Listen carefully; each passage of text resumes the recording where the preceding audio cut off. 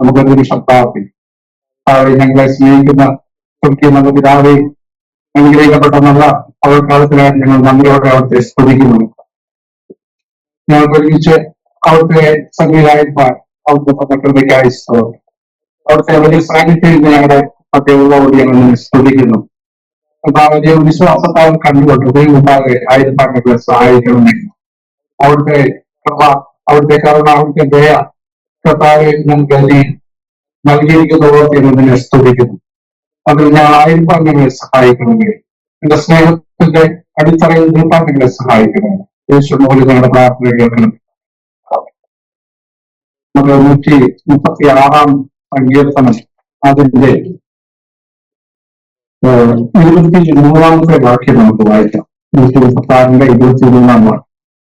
നമ്മുടെ താഴ്ചയിൽ നമ്മെ ഓർത്തവൻ അവന്റെ ദയ എന്നേക്കുമുള്ളൂ. ഈ 136 സങ്കീർത്തനം നമ്മൾ ശ്രദ്ധിച്ച് നോക്കിയാൽ അതിൽ 26 വാക്യങ്ങളും 26 വാക്യങ്ങൾ. ആ 26 വാക്യങ്ങളിലും ഒരു വാക്ക് പ്രത്യേകമായിട്ട് എടുത്തു പറയുന്നു. അത്രയും ഒരു വാക്ക് തുടർച്ചയായിട്ട് ഒരു അധ്യായത്തിൽ പറയുന്ന വേറൊരു വാക്ക് ദൈവവചനത്തിലില്ല. അത് ദൈവത്തിന്റെ ദയ എന്നേക്കുമുള്ളതെന്ന്. അവന്റെ ദയ എന്നേക്കുമുള്ളത്. ഓരോ 26 വാക്യങ്ങളിലും അവിടെ ഈ വാക്ക് അവരുടെ ദയ എന്നേക്കുമുള്ളത്, ആ ദയയെക്കുറിച്ച്, ദൈവത്തിന്റെ ദയയെക്കുറിച്ച് ഇവിടെ 26 ആവർത്തി പറഞ്ഞിരിക്കുന്നതായിട്ട് നമുക്ക് കാണാനായിട്ട് കഴിയും.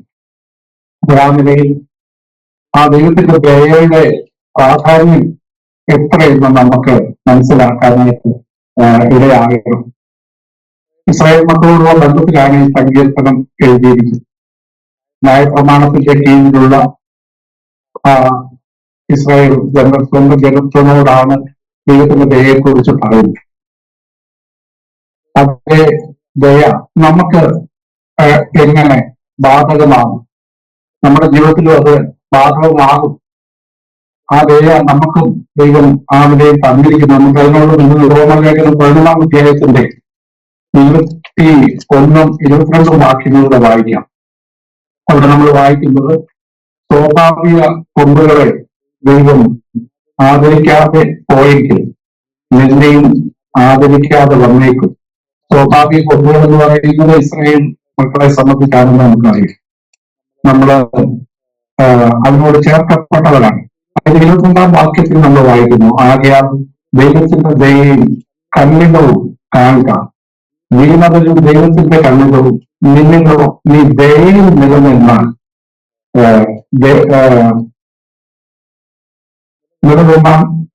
ദയയിൽ തന്നെ, അല്ലെങ്കിൽ നീയും ഛേദിക്കപ്പെടും.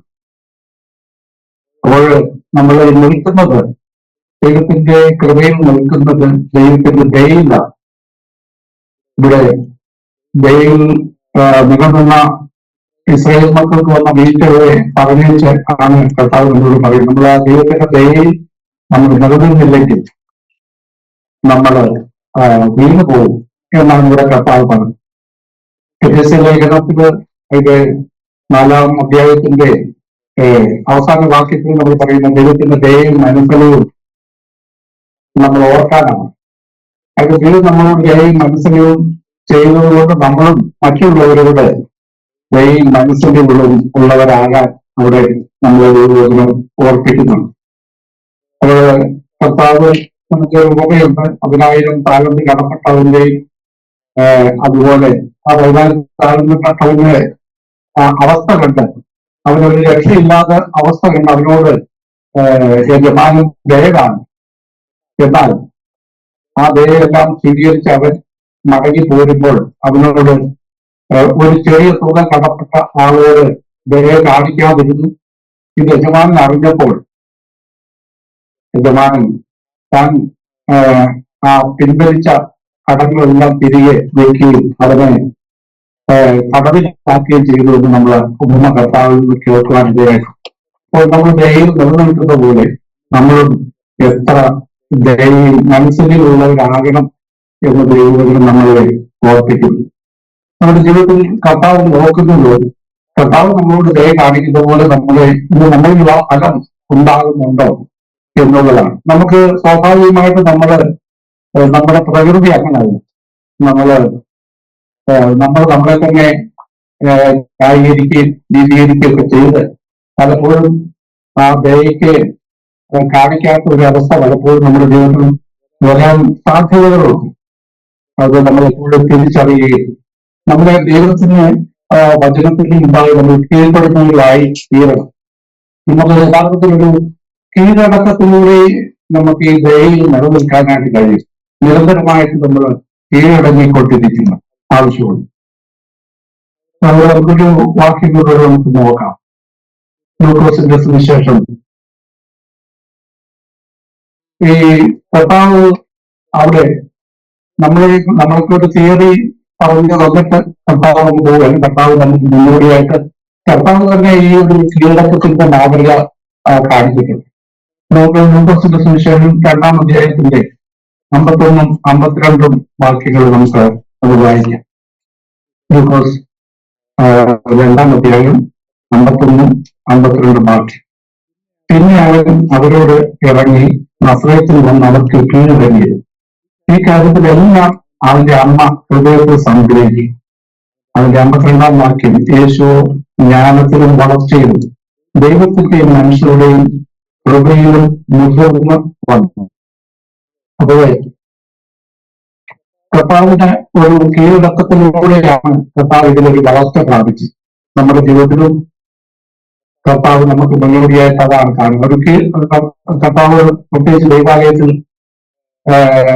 മാതാപിതാക്കളോടൊപ്പം കടന്നുപോയി. അവരെ വേദിച്ചാണ് അങ്ങോട്ട് പോയത്. ഒരു ആൾക്കൂട്ടമായിട്ട് പോയി ആൾക്കൂട്ടത്തിൽ കാണും എന്നുള്ള പ്രതീക്ഷയിൽ മാതാപിതാക്കൾ മടങ്ങി വന്നപ്പോൾ അവരോടൊപ്പം യേശു ഇല്ലായിരുന്നു. യേശു ദൈവാലയം വിട്ടു പോകുന്നതില്ല. തിരിച്ച് ഈ മാതാപിതാക്കൾ വളരെ വിഷമിച്ചു. മകനെ കാണാതെയുള്ള ബുദ്ധിമുട്ട് വിഷമിച്ചു. മടങ്ങി ചെന്ന് യേശുവിനെ പിന്നെയും കൊണ്ടുവരുന്നതാണ് അന്ന് അവളെ മുമ്പായിട്ട് കാണുന്നത്. ഇവിടെ ചെന്ന് ആ മാതാപിതാക്കളെ വളരെ പരിഭവത്തോടെ കർത്താവിനോട് സംസാരിച്ചു. മടങ്ങി വരാനോടൊപ്പം മടങ്ങി വരാനിലേക്ക് കർത്താവ് അവരൊപ്പം അന്നേരം പറഞ്ഞ് ഞാൻ എന്റെ പിതാവിന്റെ ആലയത്തിൽ ഇരിക്കേണ്ടതല്ലയോ എന്ന് പറഞ്ഞതിന് ശേഷം അവരോടൊപ്പം മടങ്ങി പോകുന്നു. തുടർന്ന് യേശു 12 വയസ്സിന് ശേഷം അവിടെ മാതാപിതാക്കളുടെ കീഴടങ്ങി ഇരുന്നു എന്നാണ് നമ്മളോട് വായിച്ചത്. 51-ാമത്തെ വായിച്ച ആ വാക്യത്തിൽ പിന്നെ അവൻ അവരോടുകൂടെ ഇറങ്ങി അവിടുന്ന് ഇറങ്ങി നസറേത്തിൽ വന്ന് അവർക്ക് കീഴടങ്ങിയത്. ഈ കാര്യത്തിലെല്ലാം അവന്റെ അമ്മ ഹൃദയത്തിൽ സംഗ്രഹിക്കും. ആ തുടർന്ന് 12 മുതൽ 30 വയസ്സ് വരെയുള്ള തന്റെ ജീവിതാനുഭവം ആ നിലയിൽ ഒരു കീഴടക്കത്തിന്റെ അനുഭവമായിരുന്നു നമുക്ക് കാണാൻ കഴിയും. ആ നിലയിൽ നമുക്ക് ജീവിതത്തിൽ നമുക്ക് പല ന്യായീകരണങ്ങളുണ്ടെങ്കിലും കീഴടങ്ങുക എന്നുള്ളതായ സ്വഭാവം ദൈവത്തിൽ നിന്നുള്ളതാണ്. അതാണ് നമ്മളെ ദയയിലും ദൈവത്തിന്റെ ആ സ്വഭാവത്തിൽ നമ്മളെ നിലനിർത്താനായിട്ട് ഇടയാക്കി തീർന്നു. ആ നിലയിൽ നമുക്കിത് കേവലം ഒരു ഈ കാര്യങ്ങളൊക്കെ നമ്മുടെ ഹൃദയത്തിൽ നമുക്കൊരു ഉപദേശമായിട്ട് മാത്രം ഇതാണ് നമ്മുടെ ഉപദേശം എന്ന്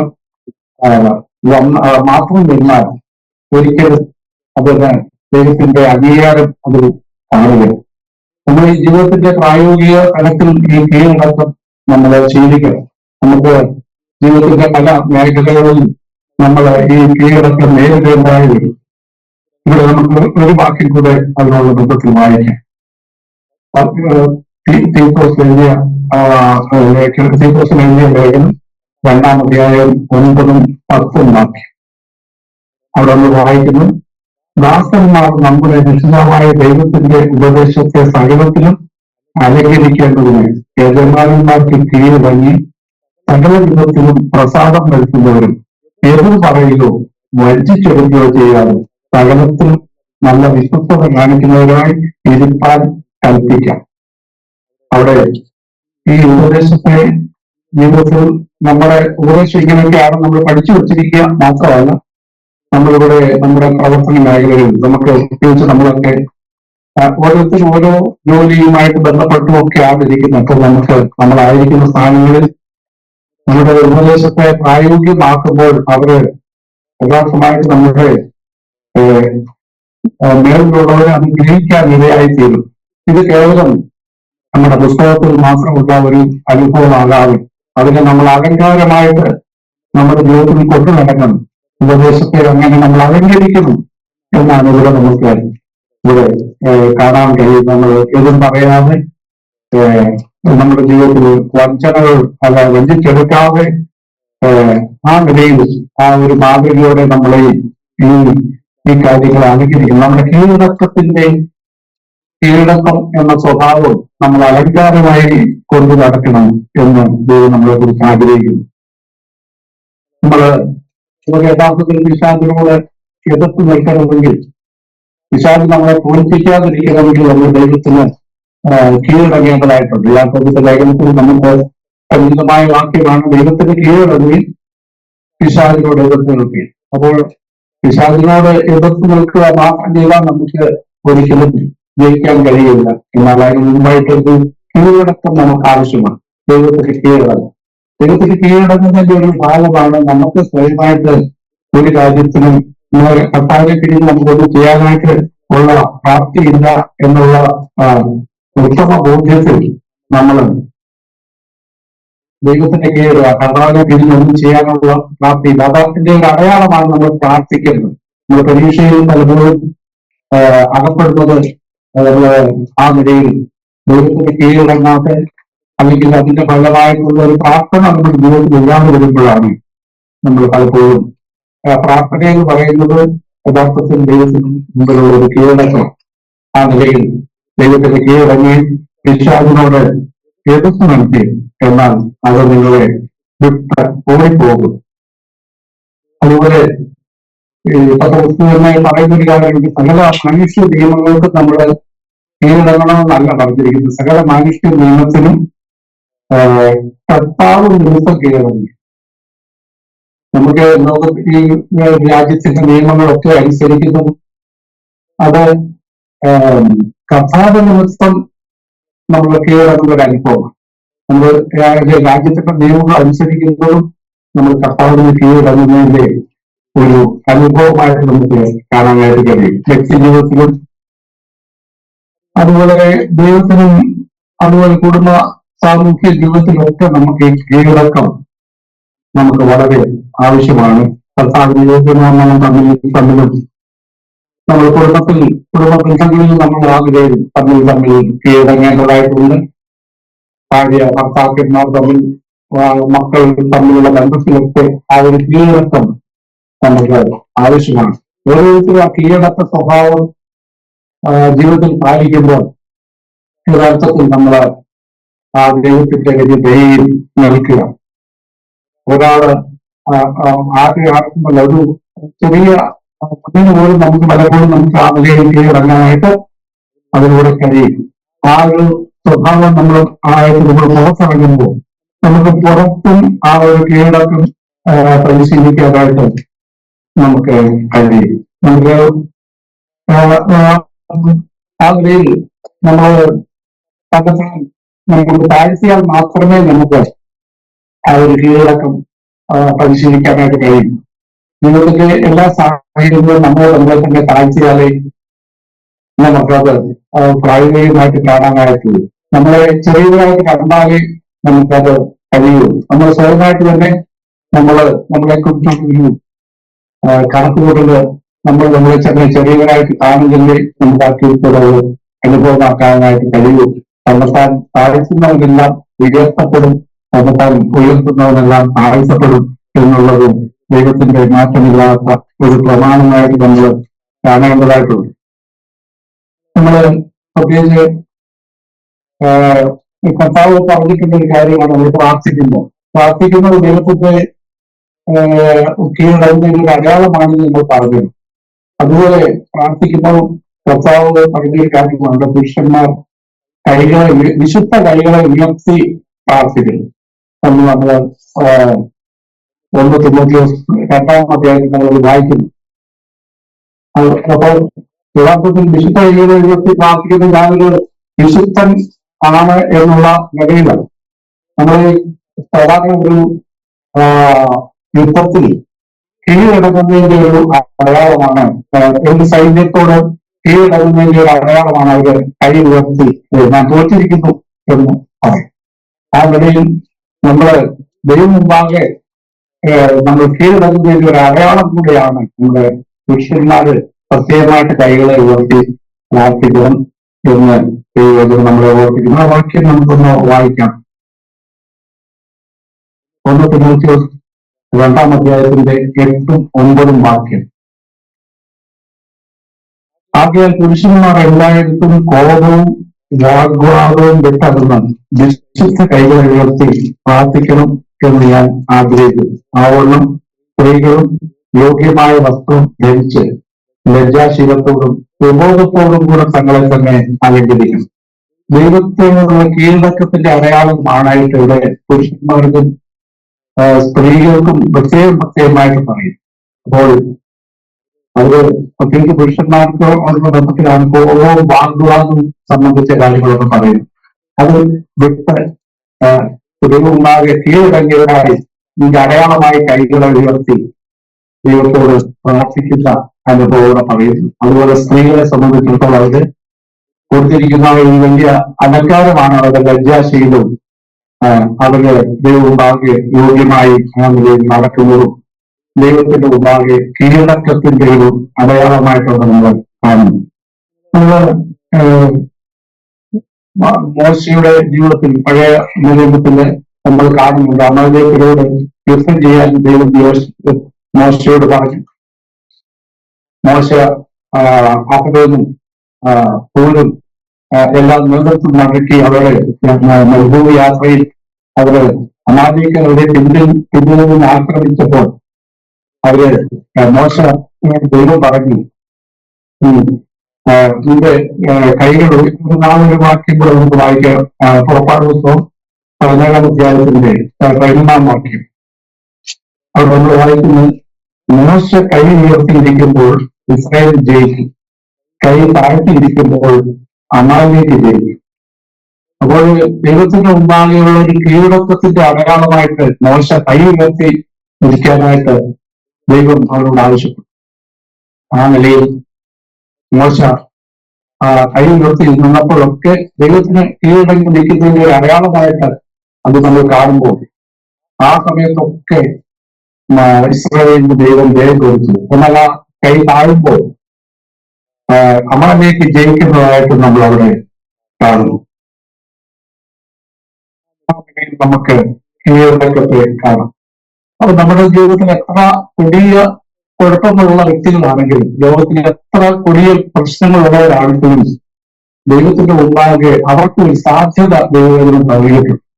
എത്ര പ്രതീക്ഷയില്ല നമ്മുടെ ഈ ലോകത്തിൽ നോട്ടത്തിൽ ഒരു പ്രതീക്ഷയില്ലാത്ത വ്യക്തികൾക്ക് ദൈവം കീഴടങ്ങലിലൂടെ അല്ലെങ്കിൽ നമ്മളെ തന്നെ താഴ്ത്തുന്നതിലൂടെ ഒരു വലിയ സാധ്യത ദൈവം നമുക്ക് വാഗ്ദാനം ചെയ്തിരിക്കും. കർത്താവ് പാപികളെ ശിക്ഷ വിധിക്കാനുള്ള അവരെ രക്ഷിക്കാനാണ് വന്നത്.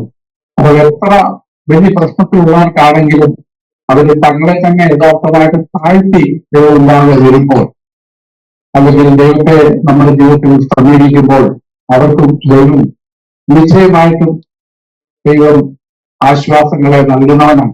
ഒക്കെ പലത് വളരെ വളരെ മോശം ആൾക്കാരായിട്ട് പറയുന്നവരുടെ ജീവിതത്തിലൊക്കെ നമുക്കിത് അവരൊക്കെ ഇത് ജീവിതത്തിൽ കണ്ടതായിട്ട് നമുക്ക് കാണാനായിട്ട് കഴിയും. അവര് വളരെ പ്രയാസമേറിയ ഒരു രക്ഷയില്ലാതെ വരുമ്പോൾ പല വളരെ കുഴപ്പം പിടിച്ച ആൾക്കാർ പോലും അവര് ദൈവത്തിന്റെ ഉണ്ടാകുന്ന ആഴ്ത്തി അവര് ആശ്വാസം പ്രാപിച്ചിട്ടുള്ളത് നമുക്ക് കാണാനായിട്ട് കഴിയും. അപ്പോൾ ഏത് മനുഷ്യനും ദൈവത്തിന്റെ ഉണ്ടാകെ കീഴടങ്ങുമ്പോൾ അല്ലെങ്കിൽ യഥാർത്ഥത്തിൽ രക്ഷിക്കപ്പെടുക എന്ന് പറയുന്നത് പോലും ഒരു കീഴടക്കമാണ്. യേശു ക്രിസ്തുവിനെ നമ്മുടെ ഹൃദയത്തിൽ രക്ഷിതാവും കർത്താവുമായിട്ട് സ്വീകരിക്കുകയും വായുകൊണ്ട് അത് ഏറ്റുപറയുകയും ഹൃദയങ്ങൾ വിശ്വസിക്കുകയും നീതിക്കായിട്ട് ഏറ്റുപറയുകയും ചെയ്യുന്നത് തന്നെ ഒരു കീഴടക്കമാണ്. അതിലൂടെ അവർക്ക് രക്ഷ നൽകുന്നു എന്ന് പറഞ്ഞുപോലെ നമ്മുടെ ജീവിതത്തിന്റെ എത്ര കുഴപ്പം പിടിച്ച അനുഭവങ്ങൾ ഉള്ളവർക്കാണെങ്കിലും ദൈവം ആ കീഴടക്കത്തിലൂടെ രക്ഷ നൽകും, അല്ലെങ്കിൽ നമ്മളെ തന്നെ താഴ്ത്തുന്നതിലൂടെ രക്ഷ നൽകും എന്ന് നമുക്ക് കാണാനായിട്ട് കഴിയും. നമുക്ക് തിരുവനന്തപുരത്തിലെ വളരെ കുഴപ്പം പിടിച്ച ഇസ്രായേലിലെ രാജാക്കന്മാരുടെ ജീവിതത്തിന്റെ അനുഭവങ്ങളെ ചിലത് നോക്കുമ്പോൾ നമുക്കത് കാണാൻ കഴിയും.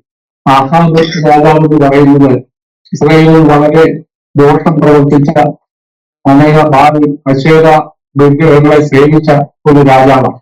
ആഹാബും ഇസബേലും നമുക്ക് ആ നിലയിൽ പരിചയമാണ് ഏലിയാവിന്റെ കാലത്ത്. അവര് വളരെ ക്രൂരതകളും വളരെ ദുഷ്ടതകളും ഒക്കെ ചെയ്തിട്ടുണ്ട്. പ്രത്യേകിച്ച് നാബോത്തിനോടുള്ള ബന്ധത്തിൽ നാബോത്തിന്റെ മുന്തിരിത്തോട്ടം കൈവശമാക്കാനായിട്ട് ആഹാബ് വളരെ തെറ്റായ കാര്യങ്ങളൊക്കെ ചെയ്ത് ഒരു തരത്തിലും നമുക്ക് നീതീകരിക്കാൻ കഴിയാത്ത കാര്യങ്ങളൊക്കെ ചെയ്ത വ്യക്തിയാണ്. ഈ വ്യക്തി ആ ചെയ്തു കഴിഞ്ഞ് അദ്ദേഹത്തെ ഏലിയാവ് വന്ന് ഈ കാര്യങ്ങളൊക്കെ മുമ്പിൽ ബോധ്യപ്പെടുത്തിയപ്പോൾ അതിനുള്ളതായ ദൈവം അവനോട് ചെയ്യാൻ പോകുന്ന കാര്യങ്ങളൊക്കെ അത് ഓർമ്മപ്പെടുത്തിയപ്പോൾ ഈ ആഹാബ് ചെയ്യുന്ന ഒരു കാര്യമുണ്ട്. നമുക്ക് ആ വാക്യം കൂടെ ഒന്ന് വായിക്കാം. 1 രാജാക്കന്മാർ 21 അധ്യായത്തിന്റെ, അത് 21 അധ്യായം ഈ നാബോത്തിന്റെ മുന്തിരിത്തോട്ടത്തെ സംബന്ധിച്ചുള്ള കാര്യമാണ്. അതിന്റെ 21 വാക്യം നമുക്ക് ആദ്യം വായിക്കാം.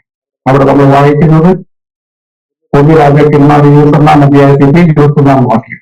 ഞാൻ നിന്റെ മേൽ അനർത്ഥം വരുന്നു. ഏലിയാവ് ആഹാബിനോട് പറയുന്നു, നിന്നെ അശേഷം നിർമ്മൂലമാക്കി ഇസ്രായേലിൽ ആഹാബിനുള്ള സ്വതന്ത്രനും അസ്വതന്ത്രനുമായ പുരുഷപ്രജയൊക്കെയും ഞാൻ നിഗ്രഹിച്ചു പറയും.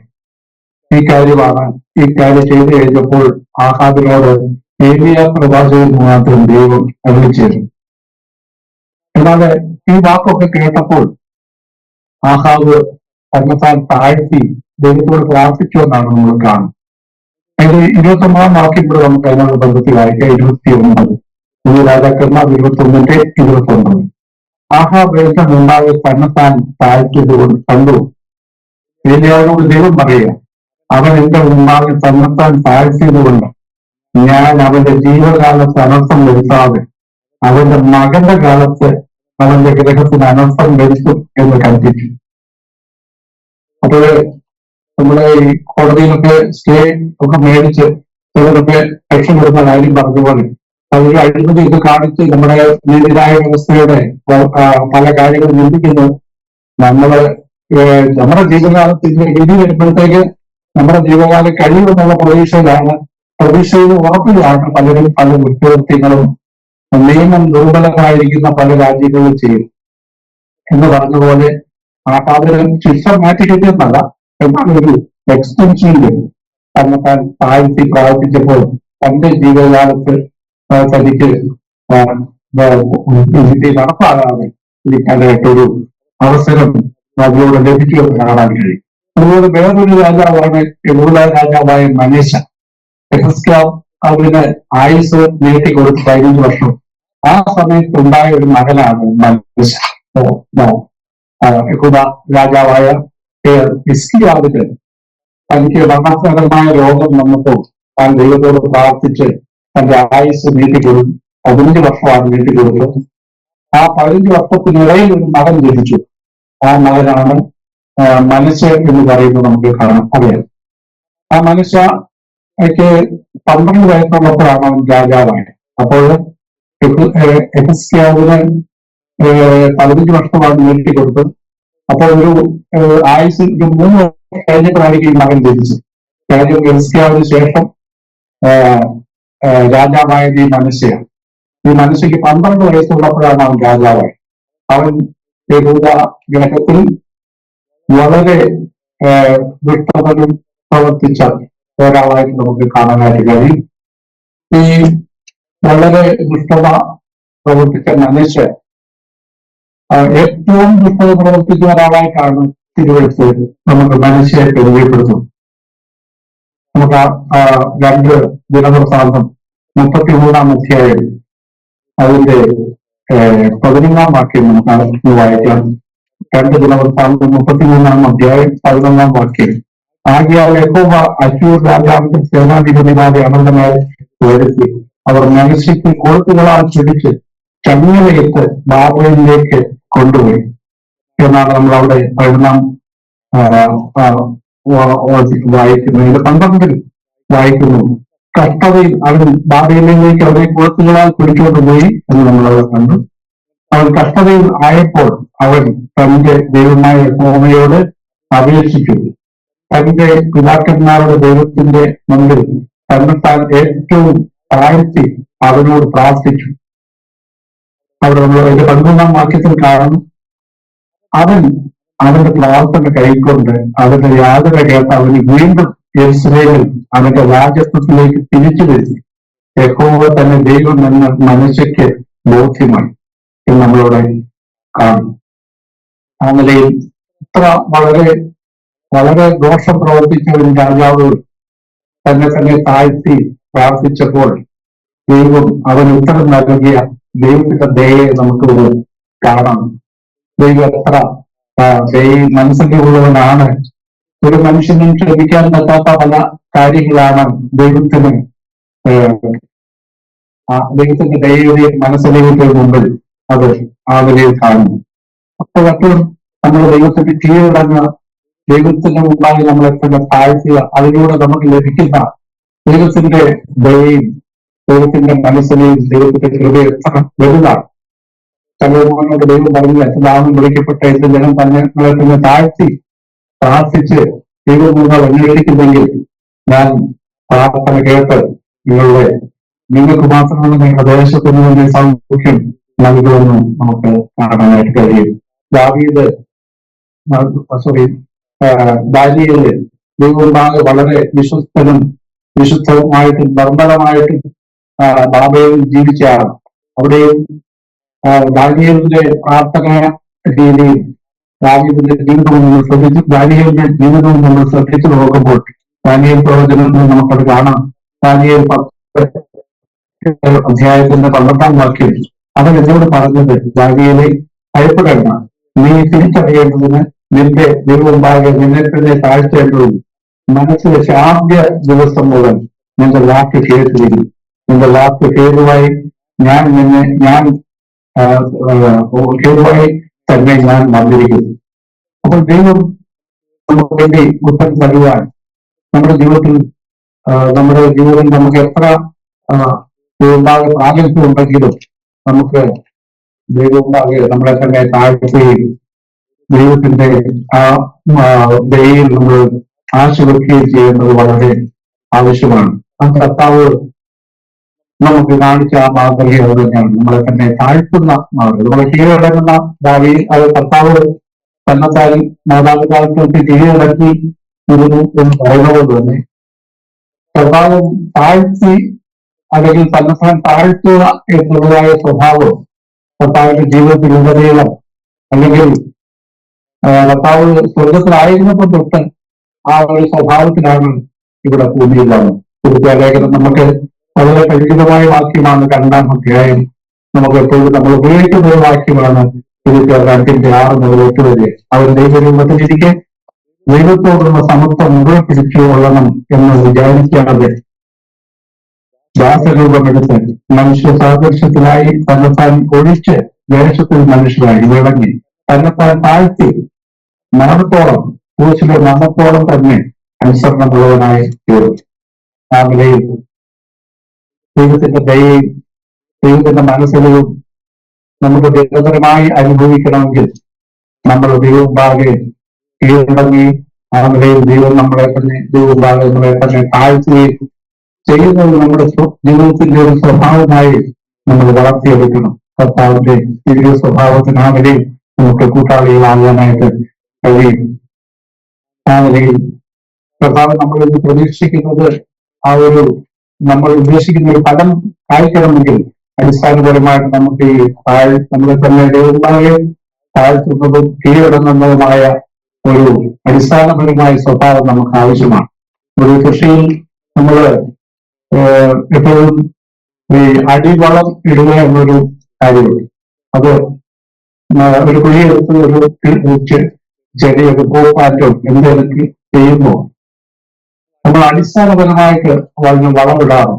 അത് ആ വളം എന്ന് പറയുന്നത് ചില വർഷങ്ങളിലേക്ക് അതിന് അല്ലെങ്കിൽ ഈ ചെടിയുടെ ഒരു വളർച്ചയുടെ ഒരു കഴിവ് വെച്ചുന്ന വരെ ഈ അടിസ്ഥാന വളത്തിന്റെ പ്രയോജനം അതിന് ചെയ്യും. എന്നാൽ അതിന്റെ മേൽ വരുന്ന വളങ്ങളൊക്കെ ഓരോ ദിവസത്തേക്ക് അല്ലെങ്കിൽ ഒരു സീസണിലേക്ക് മാത്രമാണ് എന്ന് പറഞ്ഞ പോലെ നമ്മൾ ദൈവത്തിന്റെ ദയയിലും മനസ്സറിയിലും നമ്മുടെ ആത്മീയ ജീവിതത്തിൽ നിലനിൽക്കണമെങ്കിൽ അടിസ്ഥാനപരമായിട്ട് നമ്മൾ മുമ്പാകെ കീഴടങ്ങി മുമ്പാകെ നമ്മളെ തന്നെ താഴ്ത്തുകയും ചെയ്യുന്ന ഒരു അനുഭവം നമ്മുടെ ജീവിതത്തിൽ സ്വഭാവമാക്കി നമ്മൾ എടുക്കേണ്ടതായിട്ട് ഉണ്ട്. നമുക്ക് ആ നിലയിൽ നമ്മൾ ഒരു ദൈവം മുമ്പാകെ നടപ്പെട്ട ഒരു പൃഷ്ഠമായിട്ട് നമ്മളെ തന്നെ കരുതുമ്പോൾ നമ്മൾ കർത്താവ് പിന്നെയും തുടർന്ന് നമ്മൾ പ്രതീക്ഷിക്കുന്നത് നമ്മളൊരു ഫലം ഉണ്ടാകുക എന്നുള്ളത്. ആ ഫലം നമുക്ക് കായ്ക്കണമെങ്കിൽ അടിസ്ഥാനപരമായിട്ട് ഈ സ്വഭാവമാണ്. എന്നാൽ തുടർന്നും ഫലം കായ്ക്കേണ്ട ഒരു ലക്ഷ്യമാണ് നമുക്ക് ഉണ്ടാകേണ്ടത്. നമുക്ക് ചില വാക്യങ്ങളോട് ഇതിനുള്ള വകുപ്പ് നമുക്ക് വായിക്കാം. ലൂക്കോസിന്റെ സുവിശേഷം 13-ാം അധ്യായം 6 മുതൽ 9 വരെയുള്ള വാക്യം. ലൂക്കോസ് 13-ന്റെ 6 മുതൽ 9 വരെയുള്ള വാക്യം. അവൻ ഈ ഉപമയം പറഞ്ഞത് ഒരുത്തന് തന്റെ മുന്തിരിത്തോട്ടത്തിൽ നട്ടിരുന്ന ഒരു അത്യവൃഷ്ടമുണ്ടായി. അവൻ തിരഞ്ഞു വന്നു കണ്ടില്ലതാണ്. അവൻ തോട്ടക്കാരനോട്, ഞാനിപ്പോൾ 3 സംവത്സരമായി ഈ അത്തിയിൽ ഫലം തിരഞ്ഞു വരും, കാണുന്നതാണ്. അതിനെ വെട്ടിക്കളക, അത് നിലത്തെ നിഷ്ഫലമാക്കുന്നത് എന്തിന് എന്ന് പറഞ്ഞു. അതിനവൻ, കർത്താവേ, ഞാൻ അതിനെ ചുറ്റും കിളച്ച് വളവിടുവോളം ഈ ആണ്ടും കൂടെ നിൽക്കട്ടെ, മേലെ കായ്ക്കില്ലെങ്കിലോ വെട്ടിക്കളയാം എന്ന് ഉത്തരം പറഞ്ഞു. അപ്പോൾ ആ നിലയിൽ ഒരു തോട്ടത്തിൽ ഒരു കൃഷിക്കാരൻ ഒരു തൈ നടുന്നത് വളരെ പ്രതീക്ഷയോടെ ദൈവത്തിന്റെ ദയയും മനസ്സലിവുമാണ് ദൈവം ഈ കാര്യങ്ങളൊക്കെ ചെയ്തത് നമുക്കറിയാം. അപ്പൊ തന്നെ ഈ തൈയെ ആ നിലയിൽ നട്ടതിന് ദൈവത്തിന്റെ ഉദ്ദേശമുണ്ട്, യജമാനൊരു ഉദ്ദേശമുണ്ട്. അത് ഫലം കായ്ക്കുക എന്നുള്ളതാണ്. നമ്മുടെ ചെടി എത്ര വളർന്ന് എത്ര മരമായി നല്ല വലുപ്പമായാലും അത് ഫലമില്ലെങ്കിൽ യജമാൻ അതില് ഒരു തൃപ്തിയില്ല. അത് ആ ഒരു കാര്യമാണ് ഇവിടെ പറയുന്നത്. തോട്ടക്കാരനോട് പറയുന്നത് 2-3 വർഷമായിട്ട് നല്ല അഴച്ച് ഈ മരം വളരുന്നുണ്ട്, പക്ഷേ ഇതില് ഫലം കാണുന്നില്ല. അത് തോട്ടക്കാരനോട് പറയുകയാണെങ്കിൽ നമുക്ക് വെട്ടിക്കളയും. ഇന്നലെയും നമ്മൾ ദൈവത്തിന്റെ വള്ളംകുളിയെ കുറിച്ചൊരു ഉദാഹരണം കേൾക്കാറുണ്ടായി. വള്ളംകളിയിലെ ഏറ്റവും പ്രധാനപ്പെട്ട വിഷയം തുഴക്കാരെല്ലാം വളരെ ആക്റ്റീവായിരിക്കണം. അതിന്റെ തലയ്ക്കൊരാളിരിക്കൊണ്ട് ആ തലയായ വിരുന്നുള്ള നിർദ്ദേശം അനുസരിച്ച് എല്ലാവരും ക്രമമായിട്ട് തുഴയുന്നവരായിരിക്കും. അപ്പോ അതിനകത്ത് 2-3 പേര് തോൽപ്പിക്കാൻ അത് തോന്നിയില്ലെങ്കിലും വള്ളം മുന്നോട്ട് പോകുമല്ലോ എന്നുള്ള നിലയിൽ അവിടെ തുഴയാതിരിക്കുന്നെങ്കിൽ ഈ ഏകദേശം ഒരാൾക്കൊരു 90 അല്ലെങ്കിൽ 80 മുതൽ 90 കിലോമീറ്റർ വരെയൊക്കെ ആണ് അവർ തുഴക്കാറ്. ഇയാൾ തുഴയാതിരിക്കുന്നെങ്കിൽ ഈ ഒരു 80 കിലോയുടെ വെയിറ്റൂടെ മറ്റുള്ളവർ തുഴഞ്ഞോണ്ടിരിക്കും. അങ്ങനൊരു അനുഭവം അത് തുഴയാതിരുന്നാൽ പറ്റും. എന്നാൽ വെറുതെ വെള്ളത്തിൽ തുഴ ഇങ്ങനെ ഇട്ടുകൊണ്ടിരിക്കുകയാണെങ്കിൽ അതൊരു പ്രതിരോധം സൃഷ്ടിക്കും. അത് മൂന്നാമത്തെ ഒരു സ്റ്റേജിൽ എതിർ ദിശയിൽ തുഴഞ്ഞാൽ ഈ 90 വെയിറ്റ് എന്നുള്ളത് ഒരു 250 കിലോയുടെ വെയിറ്റിലൂടെ അധികമായിട്ട് ഈ വെള്ളത്തിന് അനുഭവം. അപ്പൊ ആ നിലയിൽ ഈ തുഴക്കാരെല്ലാവരും ഒരുപോലെ ആ തലയിൽ നിന്ന് പ്രാപിച്ച് തുഴയണം എന്നാണ് ദൈവം പ്രതീക്ഷിക്കുന്നത്.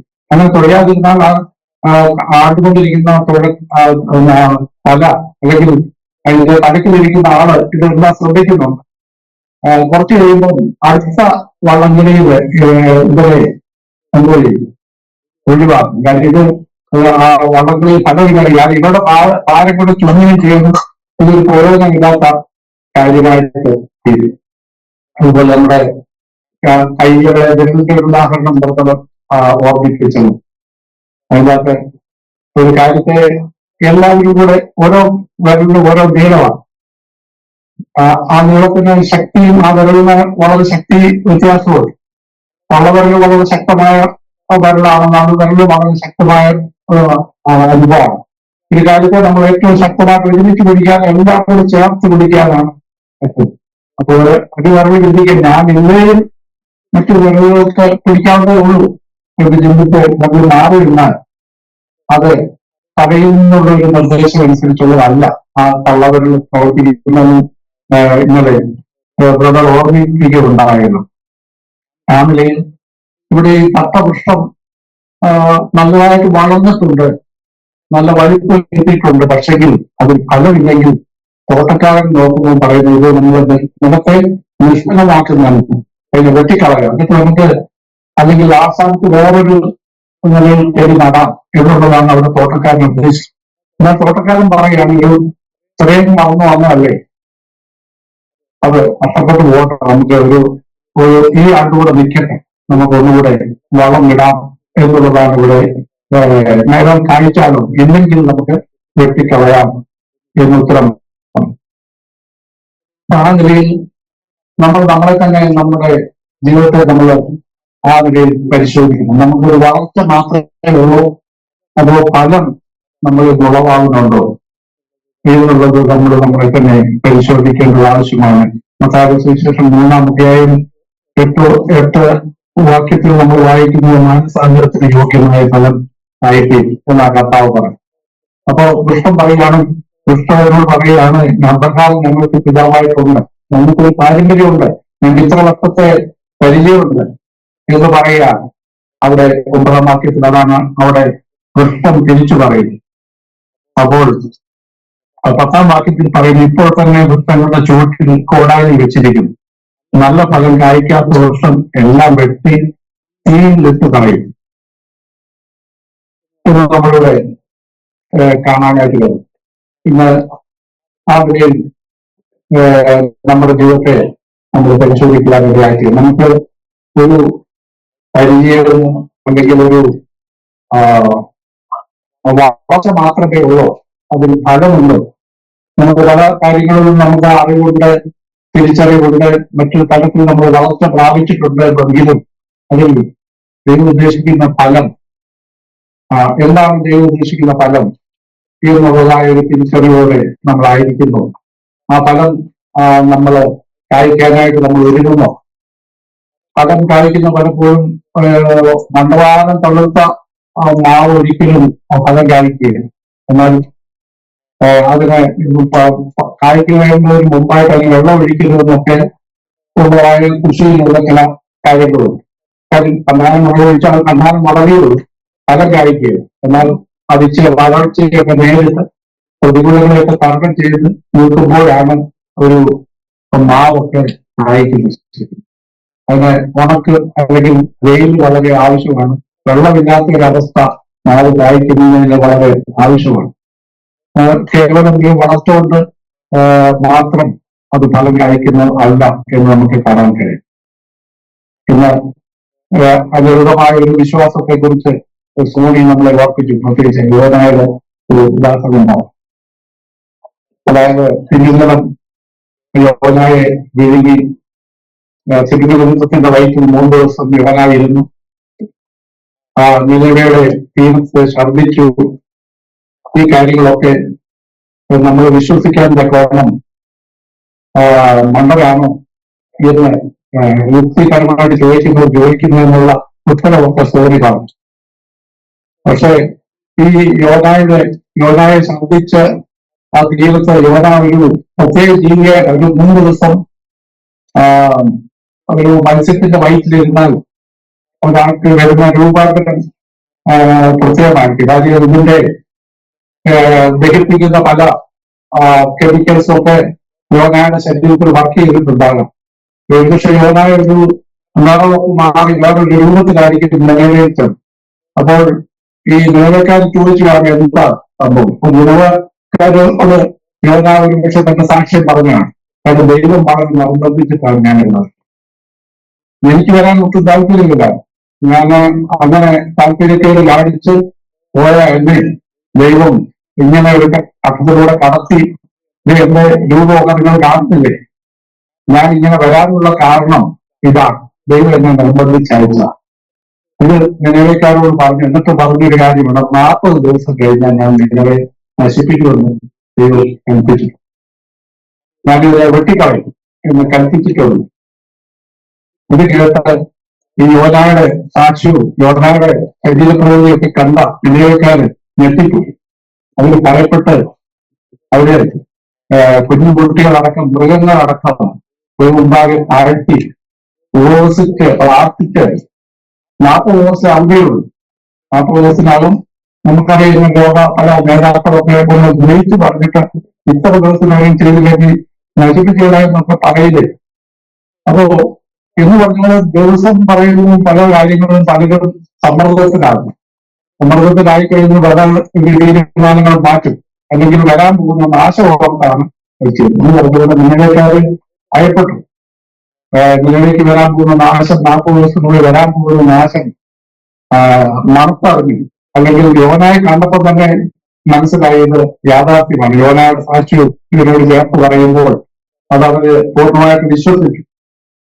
നമുക്ക് യുക്തിവാദികൾക്ക് ഇത് മനസ്സിലാകുന്നില്ലെങ്കിലും നിലവിൽക്കാർ വിശ്വസിച്ചു എന്നാണ് ഇവിടെ കർത്താവ് പറയും. നമുക്ക് ആ ബന്ധത്തിൽ വാക്യങ്ങളോടെ വായിക്കാം.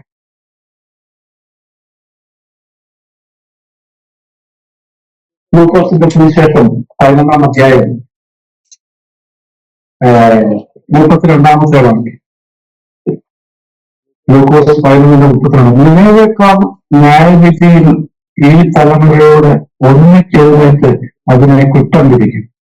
അവർ യോനായുടെ പ്രസംഗം കേട്ട് മാനസാന്തരപ്പെട്ടുവല്ലോ. ഇവിടെ ഇതാ യോനായിലും വലിയ. കർത്താവ് തന്നെ പറയുകയാണ് തന്റെ സ്വന്തം പട്ടണത്തെ കുറിച്ച്.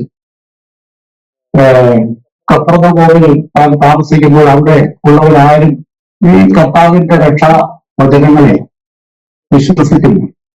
അവരാണ് ഏറ്റവും കൂടുതൽ കർത്താവിനെ കണ്ടറിഞ്ഞവരും പ്രസംഗം കേട്ടവരും. അവരെ കുറിച്ച് കർത്താവ് പറയുകയാണ്. അപ്പോൾ നമ്മളും പലപ്പോഴും ദൈവത്തിന്റെ വചന സത്യങ്ങൾ മറ്റ് ക്രിസ്തീയ സമൂഹങ്ങളിൽ കേൾക്കാത്ത പല അത്ഭുത സത്യങ്ങളും നമ്മൾ കേൾക്കുകയും ഗ്രഹിക്കുകയും ചെയ്തതാണ്. എന്നാൽ അതിനനുസരിച്ച് ഒരു ഫലം ഉണ്ടായില്ലെങ്കിൽ അതിനെക്കുറിച്ചാണ് കർത്താവ് ഇവിടെ പറയുന്നത്. നിലവേക്കാരെ അല്ലെങ്കിൽ യോനായെ ഒരു മാതൃകയാക്കിക്കൊണ്ട് കർത്താവ് പറയുന്നത് വാക്കാണ്, നിലവേക്കാർ ന്യായവിധിയിൽ ഈ തലമുറയോട് ഒന്നിച്ച് എഴുന്നേറ്റ് അതിനെ കുറ്റം വിധിക്കും. അവർ യോനായുടെ പ്രസംഗം കേട്ട് മാനസാന്തരപ്പെട്ടുവല്ലോ. ഇവിടെ ഇതാ യോനായിലും വലിയവൻ. യോനായിലും വലിയവൻ ആയ കർത്താവ് ഈ സ്വന്തം നഗരത്തിൽ ഇത്രയും കാര്യം പറഞ്ഞിട്ട് അവർ മാനസാന്തരപ്പെട്ടില്ല. ഇവരെ ദൈവത്തിന്റെ ന്യായവിധികൾ ഉണ്ടായ നിലനിൽക്കാർ എഴുന്നേറ്റ് കുറ്റം ചുമത്തുമെന്നാണ് ഇവിടെ കർത്താവ് പറയുന്നത്. ആ നിലയിൽ നമ്മുടെ ജീവിതത്തെ നമ്മൾ പരിശോധിക്കുകയും ദൈവത്തിന് പങ്കു കൊടുക്കുന്നവരായി തീരാൻ ഇടയാകണമെന്നാണ് കർത്താവ് നമ്മളെ കുറിച്ച് ആഗ്രഹിക്കുന്നത്. അപ്പൊ നമ്മുടെ ഈ വൃക്ഷം എന്ന് പറയുന്നത് നമ്മുടെ ഹൃദയത്തോട് നമുക്ക് സാദൃശ്യപ്പെടും. നമ്മുടെ ഹൃദയമാണ് അവിടുന്നാണ് ഫലം ഉണ്ടാകുന്നത്. ആ ഹൃദയത്തെ നമുക്ക് വൃക്ഷമായിട്ട് കാണും. ആ ഹൃദയം നല്ലതാണെങ്കിൽ അതിന്റെ ഫലവും നല്ലതാകും. അതാണ് അതിന്റെ ഒരു പൊതുവായ തത്വം. നമ്മുടെ ഹൃദയത്തിൽ ഇരിക്കുന്നത് മറ്റു മനുഷ്യർക്ക് കാണാൻ കഴിയും. എന്നാൽ ദൈവം എന്തായാലും നമ്മുടെ ഹൃദയം നല്ലതാണെങ്കിൽ അതിൽ വരുന്നത് നല്ല ഫലമാണ്. മത്തായി 11 നമ്മൾ വായിക്കുന്ന ഒന്നിൽ വൃക്ഷം നല്ലത്, ഫലവും നല്ലത് എന്ന് വ്യക്തി അല്ല. ഈ വൃക്ഷം ചീത്ത, ഫലവും ചീത്ത എന്ന് വ്യക്തി ഫലം കൊണ്ടല്ലോ വൃക്ഷത്തെ അറിയുന്നു. രാവിലെ നമ്മുടെ ഹൃദയത്തെ ആശ്രയിച്ചാണ് ഇതിന്റെ ഫലം നമുക്ക് തിരിച്ചറിയുന്നത്. നമ്മൾ തിരിച്ചറിയും ഹൃദയം. അപ്പോൾ നമുക്ക് കുറച്ചൊക്കെ പുറത്തു വരും. കാരണം ഹൃദയം നിറഞ്ഞു കഴിയുമ്പോൾ വായി പ്രസ്താവിക്കും. അപ്പോൾ നമ്മുടെ വായിൽ നിന്ന് വരുന്ന വാക്കുകൾ ഈ ഹൃദയത്തിന്റെ അവസ്ഥയാണ്, അതിന്റെ ഫലമാണ് പുറത്ത് വരുത്തുന്നത് നമുക്ക് കാണാൻ കഴിയും. അതിലെ മത്തായി 12-ന്റെ 35-ാം വാക്യത്തിൽ നിങ്ങൾ വായിക്കുന്നു, നല്ല മനുഷ്യൻ തന്റെ നല്ല നിക്ഷേപത്തിൽ നിന്ന് നല്ലത് പുറപ്പെടുവിക്കുന്നു, ദുഷ്ട മനുഷ്യൻ ദുർനിക്ഷേപത്തിൽ നിന്ന് തീയത് പുറപ്പെടുവിക്കുന്നു. എന്ന് നമ്മൾ കാണാൻ കഴിയും. ആ നിലയിൽ നമ്മുടെ ഹൃദയമാണ് ഈ വൃക്ഷത്തോട് സദൃശമായി. ഹൃദയത്തിൽ നിന്നാണ് ഒരു നല്ല ഫലം നമുക്ക് വിളയുന്നതായിട്ടുള്ളത്. കർത്താവ് ഉപമകൾ പറഞ്ഞപ്പോൾ മുള്ളിനിടയിൽ വിതയ്ക്കപ്പെട്ട വിത്തിനെ കുറിച്ച് പറയുന്നു. ആ വിത്ത് ഫലം തരാതിരുന്നത് കൊണ്ടാണ് ഹൃദയത്തിൽ ഉള്ള പല പ്രശ്നങ്ങൾ കാരണമാണെന്ന് നമുക്ക് കാണാൻ കഴിയും. മുള്ളിനിടയിൽ വിതയ്ക്കപ്പെട്ടതും ഒരുത്ത് വചനം കേൾക്കുന്നുവെങ്കിലും ഈ ലോകത്തിന്റെ ചിന്തയും ധനത്തിന്റെ വഞ്ചനയും വചനത്തെ ഞെരുക്കിയിട്ട് നിഷ്ഫലമാക്കി തീരുക. നമ്മുടെ ഹൃദയത്തിൽ എന്തൊക്കെയാണ്? ഈ ലോകത്തിന്റെ ചിന്തകൾ, ധനത്തിന്റെ വഞ്ചന, അതുപോലെ സംസാര ബോധങ്ങൾ എന്ന് വേറൊരിടത്ത് നമ്മൾ കാണുന്നു. ആ വചനത്തെ ഞെരുക്കി എന്തോ ചെയ്യുന്നു? നിഷ്ഫലമാക്കി തീരും. അപ്പോ നമ്മുടെ ഹൃദയം മോശമാക്കി തീർക്കുന്നതായ കാര്യങ്ങളാണ് ഇവിടെ നമ്മൾ അവിടെ.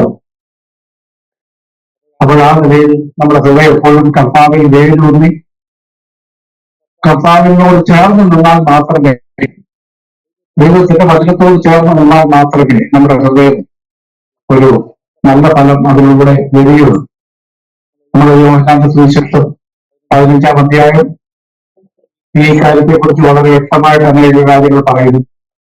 15-ന്റെ 5-ാം വാക്യത്തിൽ പറയുന്നു, ഞാൻ മുന്തിരി വള്ളിയിൽ നിങ്ങൾ കൊമ്പുകളുമാവുന്നു, ഒരുത്തൻ എന്നിലും ഞാൻ അവരിലും വർത്തിക്കുന്നുവെങ്കിൽ അവർ വളരെ ഫലം കായ്ക്കും.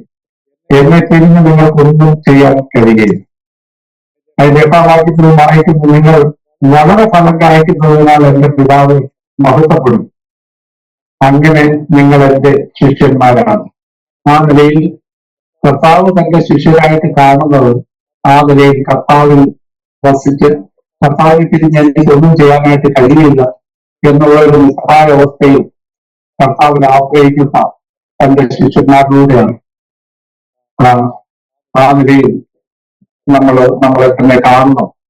നമ്മുടെ ഒറിജിനേറ്റത്തിൽ നമ്മൾ ചിന്തിക്കണം, കർത്താവ് നമ്മൾ കർത്താവിനെ തെരഞ്ഞെടുത്ത് ഇവിടെ വന്നുവല്ല, കർത്താവ് നമ്മളെ തെരഞ്ഞെടുത്ത് ഇവിടെ വന്നതാണ്. നമ്മൾ അതിന്റെ 15-ന്റെ 16-ാം വാക്യത്തിൽ വായിക്കുന്നു, നിങ്ങൾ എന്നെ തിരഞ്ഞെടുത്തു എന്നല്ല, ഞാൻ നിങ്ങളെ തിരഞ്ഞെടുത്തു, നിങ്ങൾ പോയി ഫലം കായ്ക്കേണ്ടതിന് നിങ്ങളുടെ ഫലം നിലനിൽക്കേണ്ടതിനും നിങ്ങളെ ആക്കി വെച്ചിരിക്കുന്നു. നിങ്ങൾ എന്റെ നാമത്തിൽ പിതാവിനോട് അപേക്ഷിക്കുന്നതൊക്കെയും അവൻ നിങ്ങൾക്ക് തരുവാനായിട്ട് തന്നെ. ആ നിലയിൽ ഈ കർത്താവ് നമ്മളെ തിരഞ്ഞെടുത്തതാണ്. കർത്താവിന് വേണ്ടി ഫലം കായ്ക്കാനാണ് നമ്മളെ തിരഞ്ഞെടുത്തിരിക്കുന്നത്. അപ്പോൾ ആ നിലയിൽ നമ്മൾ ഫലം കായ്ക്കുന്നവരാണ്. ആ നിലയിൽ ഫലത്തെക്കുറിച്ചും നമുക്കൊരു തിരിച്ചറിവ്. എന്താണ് കർത്താവ് ആഗ്രഹിക്കുന്ന ഫലം, അതെങ്ങനെ ഉത്പാദിപ്പിക്കാം എന്നുള്ളതും നമ്മൾ തിരിച്ചറിയുന്നു.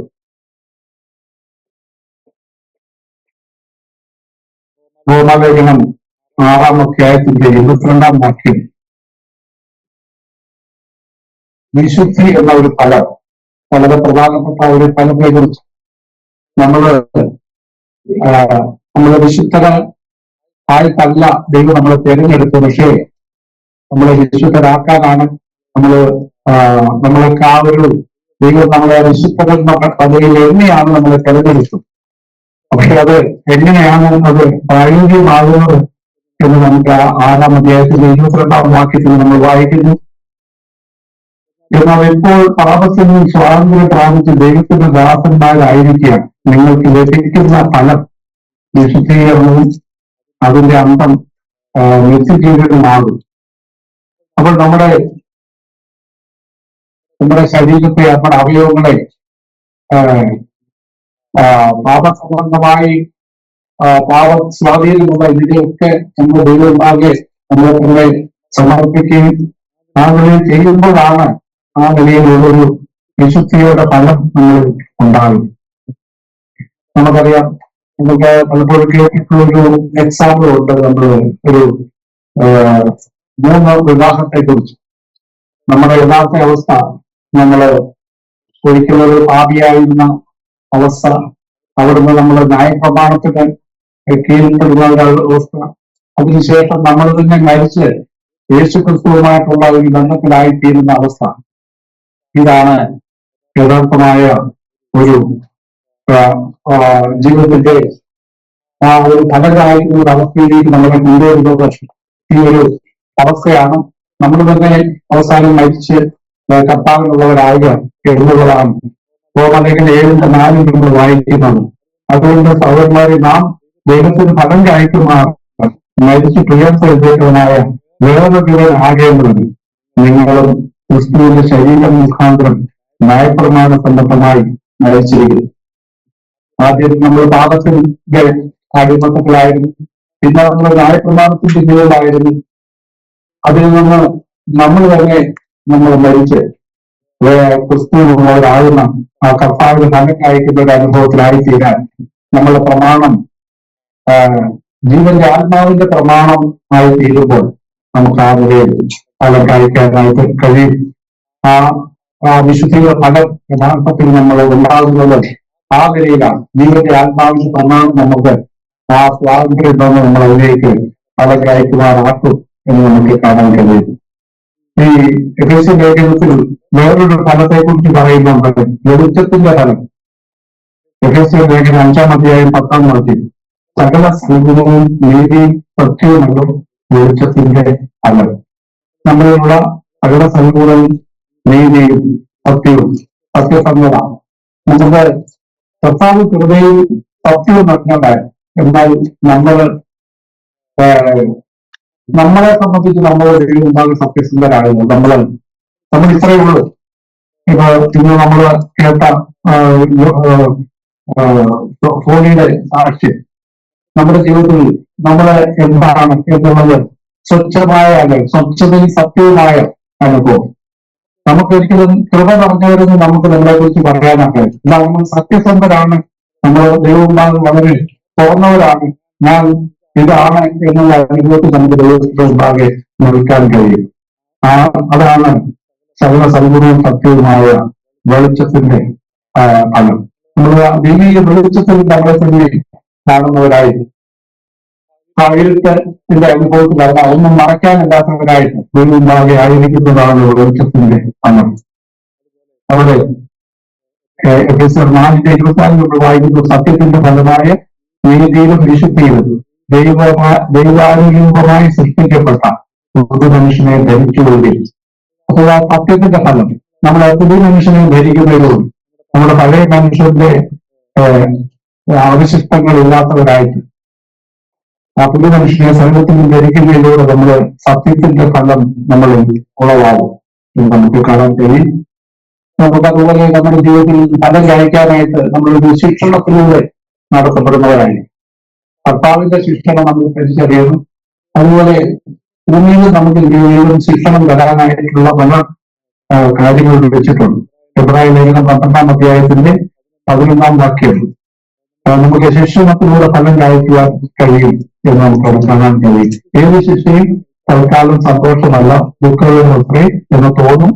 ഇന്നത്തേക്കിലോ അതിനാൽ അഭ്യാസം വന്നവർക്ക് നീതി എന്ന സമാധാന ഫലം ലഭിക്കും. അവിടെ നമ്മൾ അങ്ങാണെങ്കിൽ ആ ശിക്ഷണത്തെ നമ്മൾ യഥാർത്ഥമായിട്ട് കണ്ടാൽ അതിലൂടെ നമുക്ക് നീതി എന്ന സമാധാന ഫലം നമ്മളിലൂടെ ഉണ്ടാകും. ശിക്ഷണത്തെ നിരസിക്കുന്നവർക്ക് അതൊരിക്കലും ആ നീതി കായ്ക്കാനായിട്ട് കഴിയുകയും. അതുപോലെ ലൂക്കോസ് 17:3-4 വാക്യം അവിടെ നമ്മൾ കാണുന്ന ഒരു കാര്യമുണ്ട്. കർത്താവിന്റെ ദയയെ ഉറപ്പിക്കുന്ന ഒരു കാര്യമാണ്. സൂക്ഷിച്ചുള്ളിൽ സഹോദരൻ പിഴച്ചാൽ അവരെ ശാസിക്കാം, മാനസാന്തരപ്പെട്ടാൽ അവരോട് ക്ഷമിക്കാം. ദിവസത്തിൽ 7 വട്ടം നിന്നോട് പിഴയ്ക്കുകയും 7 വട്ടം നിന്റെ അടുക്കൽ നിന്ന് ഞാൻ മാനസാന്തരപ്പെടുന്നു പറയുകയും ചെയ്താൽ അവനോട് ക്ഷമിക്കാം. അതുപോലെ അവിടെ ഒരു ശാസനയെ കുറിച്ച് പറയുന്നു. തെറ്റ് ചെയ്യുമ്പോൾ ചുമ്മാ തന്നെ ക്ഷമിക്കാനല്ല പറയുന്നു, തെറ്റ് ചെയ്താൽ. ഒരു ശാസന എന്ന് പറയുന്ന ഒരു മോശം വാക്ക് ഉപയോഗിക്കുന്നുണ്ട്, ഒരു തിരുത്തല്ല. ഇതിലൂടെ നമ്മുടെ ജീവിതത്തിൽ നമ്മൾ സ്വീകരിക്കുമ്പോൾ നമ്മൾ 7 വട്ടം പിന്നെയും ക്ഷമിക്കാനാണ് ഇവിടെ കർത്താവ് പറയുന്നത്. തിരുത്തിലൂടെ സ്വീകരിക്കുന്നവരോട് നമ്മളെപ്പോഴും ക്ഷമയുള്ളവരായിരിക്കണം എന്നുള്ളതാണ് കർത്താവിലൂടെ വായിക്കുന്നത്. അല്ലാതെ ചുമ്മാതെ ഒന്ന് തെറ്റ് എഴുതി ഈ വാക്യം വെച്ച് തന്നെയാണെങ്കിൽ നമ്മളെ പരീക്ഷിക്കത്തക്ക വട്ടം വരാം. അങ്ങനെ ഒരു ക്ഷമയെക്കുറിച്ച് തന്നെ ഇവിടെ പറയാം. ശാസ്ത്രജ്ഞൻ തിരുത്തലും സ്വീകരിക്കുന്ന ഒരു സഹോദരനെ സംബന്ധിച്ചുള്ള ഒരു കാര്യമാണ് ഇവിടെ നമുക്കിവിടെ കാണാനായിട്ട് കഴിയും. അതുപോലെ ലേഖനം 13-ാം അധ്യായത്തിന്റെ 15-ാം വാക്യത്തിൽ അതുകൊണ്ട് അവന് മുഖാന്തരം നാം ദൈവത്തിന് അവരുടെ നാമത്തെ ഏറ്റുപറയുന്ന അവരവരെന്ന സ്തോത്രയാകും ഇടപെടാതെ അർപ്പിക്കുക. കർത്താവ് നമ്മൾ ഇന്ന് പ്രതീക്ഷിക്കുന്ന ഒരു കാര്യമാണ്. നമ്മള് ദൈവമുണ്ടാകെ ദൈവത്തിന് നന്ദിയുള്ളവരായിട്ടും നമ്മുടെ അതരത്തിലൂടെ ദൈവത്തെ സ്തുതിക്കുന്നവരായി തീരാൻ കർത്താവിന്റെ നാമത്തെ ഏറ്റുപറഞ്ഞതിന് തുല്യമായിട്ട് ദൈവമാണ് കണക്കിടുന്നു. ദൈവത്തിന്റെ മുമ്പായ ദൈവത്തിന് സ്തോത്രം ചെയ്യുന്നത് നമുക്കിവിടെ കാണാൻ കഴിയും. അതുപോലെ ആത്മാവിന്റെ തലങ്ങളെ കുറിച്ച് വിശദമായിട്ട് നമുക്ക് ജലത്തിലേഖനത്തിൽ കാണാൻ കഴിയും. ആത്മാവിന്റെ ഫലവും സ്നേഹം, സന്തോഷം, സമാധാനം, ദീർഘക്ഷമ, ദയ, ഇന്ദ്രിയം, അതുപോലെ ആ 9 ഫലങ്ങളെ കുറിച്ച് പറയുന്നു. അത് ആ ഫലങ്ങളെ തന്നെ അറിയുന്നു. ഒന്ന് പരിശോധിക്കുമ്പോൾ ആദ്യത്തെ 3 കാര്യം ദൈവത്തോടുള്ള ബന്ധത്തിൽ സ്നേഹം, സന്തോഷം, സമാധാനം.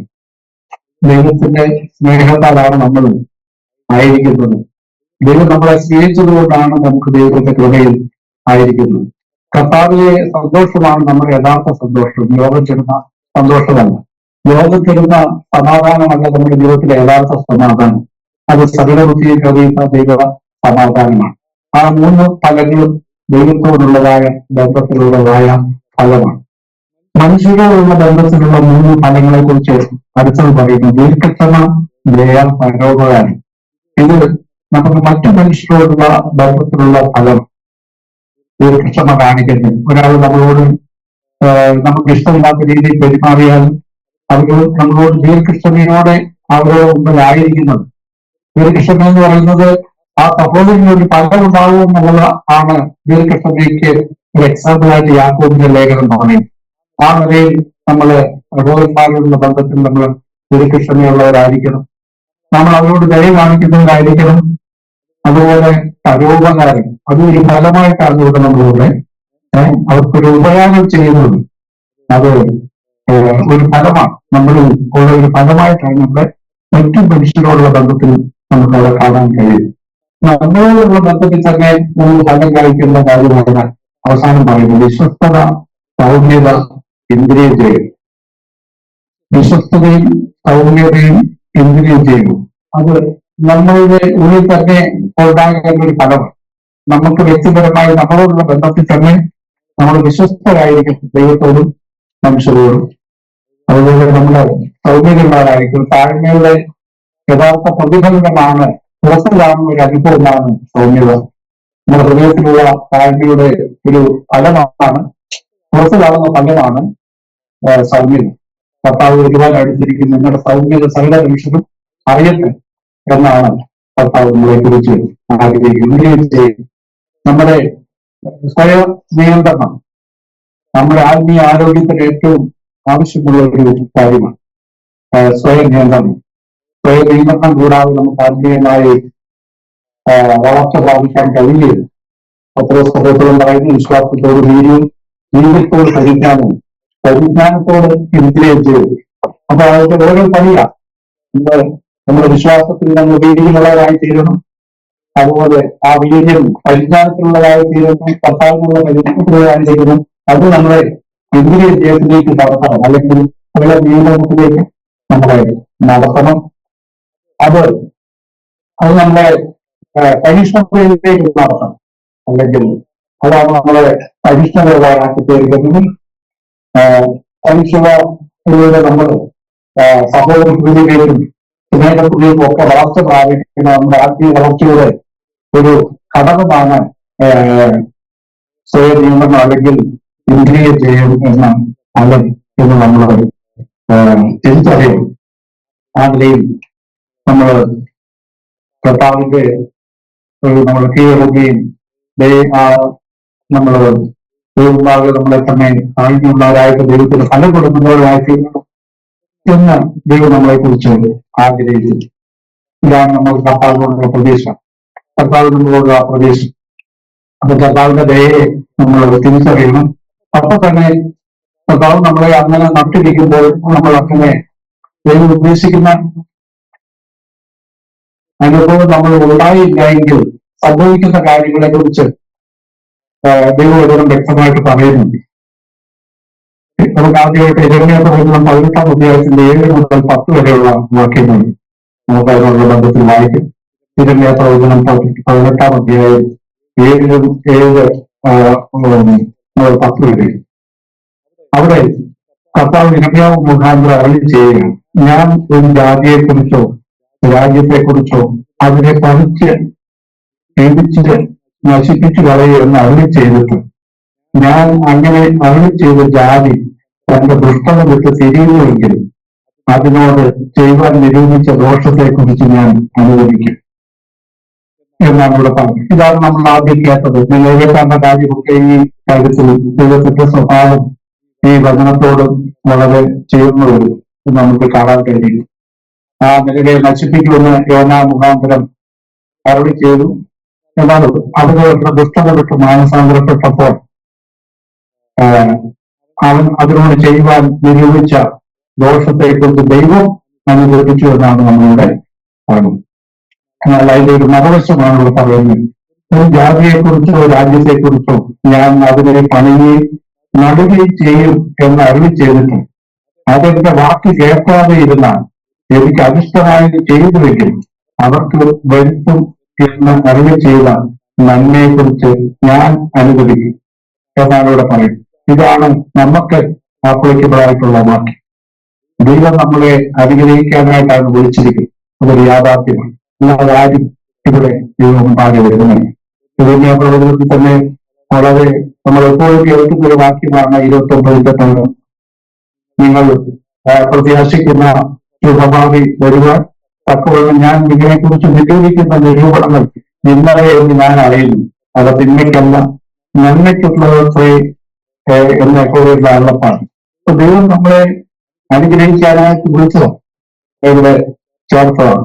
അല്ലാതെ നമ്മളെ ശിക്ഷിക്കാനായിട്ടോ നമ്മളെ ഉപദ്രവിക്കാനായിട്ടോ കർത്താവ് നമ്മളെ വിളിച്ചിട്ടില്ല. ദൈവത്തിന്റെ നിരൂപണങ്ങളില്ല നമ്മൾക്ക് നേരെയുള്ളത് നന്മയ്ക്കായിട്ടുള്ളത്.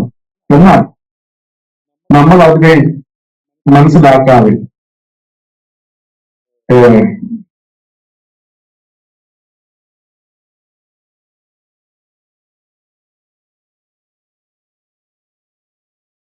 അവിടെ നമ്മൾ നേരത്തെ നമ്മൾ വായിച്ച 9-ാം വാക്യം, ഇത് 18-ന്റെ 9-10 വരെ നമുക്ക് വായിക്കാം. ഒരു ജാതിയെക്കുറിച്ചോ രാജ്യത്തെക്കുറിച്ചോ ഞാൻ അതിനെ പണിയുകയും നടുകയും ചെയ്യും എന്ന് അരുളി ചെയ്തിട്ട് നമ്മളെ കർത്താവ് പണിയുകയും നടുകയും ചെയ്യും എന്ന് അരുളി ചെയ്ത് ആ നിലയിലാണ് ദൈവം നമ്മളെ കൊണ്ടുവന്നിരിക്കുന്നത്. അത് എന്റെ വാക്ക് കേട്ടനുസരിക്കാതെ എനിക്ക് അനിഷ്ടമായുള്ളത് ചെയ്യുന്നുവെങ്കിൽ അവർക്ക് വരുത്തും എന്ന് അരുളി ചെയ്ത നന്മയെക്കുറിച്ച് ഞാൻ അനുഭവിക്കും എന്നാണ് ഇവിടെ കർത്താവ് പറയുന്നത്. ആ നിലയിൽ ദൈവം നമുക്ക് വേണ്ടി ഒരുക്കിയിരിക്കുന്ന കണ്ണ് കണ്ടിട്ടില്ലാത്തതും ചെവി കേട്ടിട്ടില്ലാത്തതും ഒരു മനുഷ്യന്റെയും ഹൃദയത്തിൽ തോന്നിയിട്ടില്ലാത്തതായ നന്മകളെ ദൈവം നമുക്ക് വേണ്ടി മുൻകരുതിയിരിക്കുന്നു. എന്നാൽ നമ്മൾ ദൈവത്തിന്റെ വാക്ക് കേട്ടതിനെ ഗൗരവമായി എടുക്കാതിരുന്നാൽ കർത്താവ് ആ പറഞ്ഞതിനെ കുറിച്ച് അനുവദിക്കുമെന്നാണ് ഇവിടെ നമ്മൾ കേട്ടത്. അതിനേക്കാളുടെ അനുഭവത്തിലൊക്കെ ഇത് നമുക്ക് കാണാൻ കഴിയും. അതുപോലെ യോനയുടെ ജീവിതത്തിൽ നമുക്കിത് കാണാൻ കഴിയും. യോനായി ഇങ്ങനെയൊക്കെ എടുക്കാം. യോനയുടെ അനുഭവം ശ്രദ്ധിച്ചാണ്. യോനായെ ദൈവം ഒരു കാര്യം പറഞ്ഞേൽപ്പിച്ചു. യോന അത് ചെയ്യാതെ പോയി. യോനായെ പിടിച്ചു കൊണ്ടുവന്ന് ദൈവം ഈ കാര്യം ചെയ്യിച്ചു. തുടർന്ന് യോനയുടെ അനുഭവം ശ്രദ്ധിച്ചാണ്. യോന ദൈവം ഉദ്ദേശിക്കുന്ന ഒരു അനുഭവത്തിൽ യോന നിന്നില്ല എന്ന് നമുക്ക് കാണാൻ കഴിയും. നിലവിലേക്കാരുണ്ട്, പക്ഷെ ഈ പറഞ്ഞ യോന അതനുസരിച്ച് നിന്നില്ല എന്ന് നമുക്ക് യോനയുടെ അനുഭവം നമുക്ക് കാണാൻ കഴിയും. യോനയുടെ പുസ്തകം 4-ാം അധ്യായത്തിന്റെ 2-ാം വാക്യം നമുക്ക് വായിക്കും. അവൻ യഹോവയോട് പ്രാർത്ഥിച്ചു, അയ്യോ യഹോവേ, ഞാൻ എന്റെ ദേശത്തായിരുന്നപ്പോൾ ഞാൻ പറഞ്ഞ വാക്ക് ഇത് തന്നെയല്ലേ? അതുകൊണ്ട് ഞാൻ തർശീശിലേക്ക് ബന്ധപ്പെട്ട് ഓടിപ്പോയി. നീ കൃപയും കരുണയും ദീർഘക്ഷമയും മഹാദയയുള്ള ദൈവമായി അനർത്ഥത്തെക്കുറിച്ച് അനുവദിക്കണമെന്ന് ഞാൻ അറിഞ്ഞു എന്നാണ് യോന പറയുന്നത്. യോന അവിടെ ആവർത്തിന്റെ കീഴിലിരിക്കുമ്പോൾ 40 ദിവസം നിലയെ നശിപ്പിക്കുമെന്ന് പറഞ്ഞ് യോന അവിടെ വെയിറ്റ് ചെയ്യാം. ആദ്യം ആണക്ക് തണലുകളൊക്കെ സ്വസ്ഥമായിട്ട് ഇരുന്നു. പിന്നീട് മുഴുവൻ ആണത്തിന്റെ ഇലയൊക്കെ കഴിഞ്ഞ് പിന്നെയും വെയിലടിച്ചപ്പോൾ യോനായിക്ക് പിന്നെയും കോപം വന്നു. യോന അവിടെ കോപിച്ചിരിക്കുന്ന കാര്യം ഞാൻ നന്നായി പറഞ്ഞു തന്നെ, ദൈവമേ ഞാൻ അങ്ങോട്ട് പോകുന്നില്ല, ഞാൻ ദർശിച്ചിലേക്കാണ് പോകുന്നത്. നിനക്ക് ഹൃദയം ദൈവം മനസ്സിലുള്ള നോക്കാമെന്ന് എനിക്കറിയാം. അതുകൊണ്ട് ഞാനിവിടെ പറഞ്ഞത് ഒരു പാഴ്വാക്കായി എന്നുള്ളതാണ് യോനാന്റെ പ്രശ്നം. എന്നാൽ ദൈവത്തിന്റെ പ്രശ്നം അതല്ല. ദൈവത്തിന്റെ പ്രശ്നം എന്താണെന്ന് ദൈവം അവിടെ യോനാട് പറയുക. യോനാട് ദൈവം പറയുകയാണ് 4:11 വാക്യം, എന്നാൽ വലങ്കയും ഇടങ്കയും തമ്മിൽ തിരിച്ചറിയാത്തൂടാത്ത 1,20,000 ചില്വാനം മനുഷ്യരും അനേക മൃഗങ്ങളുമുള്ള മഹാനഗരമായ നിലവിയോട് എനിക്ക് അയ്യോഭാവം തോന്നുന്നു എന്ന് തോന്നരുതോ എന്ന് ചോദിച്ചു. യോനായുടെ പ്രശ്നം ഒറ്റയാളുടെ പ്രശ്നമാണ്. ഞാൻ പറഞ്ഞ പോലെ നടന്നില്ല എന്നുള്ള തന്റെ പ്രശ്നമാണ്. അതാണ് യോന ദൈവത്തോട് മറുപടിക്കുന്നത്. എന്നാൽ ദൈവത്തിന്റെ പ്രശ്നം ഇതല്ല. ഈ 1,00,000 ചില്വാനം ആൾക്കാരും മനുഷ്യരോടുള്ള ദൈവത്തിന്റെ ദയയാണ് അവിടെ പ്രശ്നം. അപ്പോൾ നമ്മുടെ ജീവിതത്തിൽ ദൈവം അങ്ങനെ വാക്ക് മാറുന്നവനാണ്. ദൈവം നശിപ്പിക്കുമെന്ന് പറഞ്ഞാൽ നമ്മളെ തന്നെ താഴ്ത്തുകയും ദൈവം കീഴ്പ്പെടുകയും ചെയ്യുമ്പോൾ ദൈവം ആ വാക്ക് മാറുന്നവനാണ്. അതുപോലെ ദൈവം യോനായ ഈ കാര്യമൊക്കെ ചെയ്ത് ദൈവം യോനായെ കുറിച്ച് വലിയ അനുഗ്രഹമായിട്ടാണ് ദൈവം കാണുന്നത്. പക്ഷെ യോനായ്ക്ക് അത് മനസ്സിലാവും. യോനാവ് ദൈവത്തിന്റെ മനസ്സ് തിരിച്ചറിയുന്നു. യോനായ്ക്ക് ചെയ്യാം. യോന പറഞ്ഞ് ഞാൻ മരണപര്യന്തം കോപിക്കുന്ന വിഹിതമാണ് ദൈവത്തോട് പറയും. ദൈവം നീ യോനായി നീ കോപിക്കുന്നുണ്ടെന്ന് ചോദിക്കുമ്പോൾ യോന പറയുന്നത് ഞാൻ ചെയ്യുന്ന ന്യായമാണ് ദൈവമേ, ഞാൻ മരണപര്യന്തം കോപിച്ചുകൊണ്ടിരിക്കും. അങ്ങനെ പറയുമ്പോൾ യോനായിക്ക് ഒരു നന്മ ചെയ്യാൻ ദൈവത്തിന് എങ്ങനെ കഴിയും? ദൈവത്തിന് അതിനെക്കുറിച്ച് അനുവദിക്കേണ്ടി വരും. യോനായ്ക്ക് വേണ്ടി ചെയ്യാനിരുന്ന നന്മയെക്കുറിച്ചും ദൈവത്തിന് അനുവദിക്കേണ്ടി വരും. ആ നിലയിൽ ദൈവത്തിന് ഫലം കൊടുക്കുന്നവരായി ചെയ്യാൻ ദൈവം നമ്മളെ സഹായിക്കട്ടെ. നമുക്ക് ദൈവം മുമ്പാകെ കീഴ്പ്പെടുന്നവരും താഴ്മയുള്ളവരുമായിട്ട് ദൈവത്തിന് ഫലം കൊടുക്കുക. ദൈവം നമ്മളെ കുറിച്ച് ഉദ്ദേശിക്കുന്ന കാര്യങ്ങളൊക്കെ ദൈവം നമ്മളെ മുഖത്തിലാകാം. നമ്മുടെ ഒരു പ്ലാനല്ല, പദ്ധതിയല്ല. ആ നിലയിൽ നമ്മുടെ സ്വയത്തെ അതിനുവേണ്ടി നമുക്ക് നിഷേധിച്ചുകൊണ്ട് ദൈവത്തിന്റെ ഇഷ്ടം ചെയ്യാൻ നമുക്ക് ആഗ്രഹിക്കാം. ദൈവം നമ്മളെ അനുഗ്രഹിക്കട്ടെ. എന്നെ ദൈവത്തിന് മുമ്പാകെ ആയിരിക്കുന്നു. നമുക്ക് പ്രാർത്ഥിക്കാം.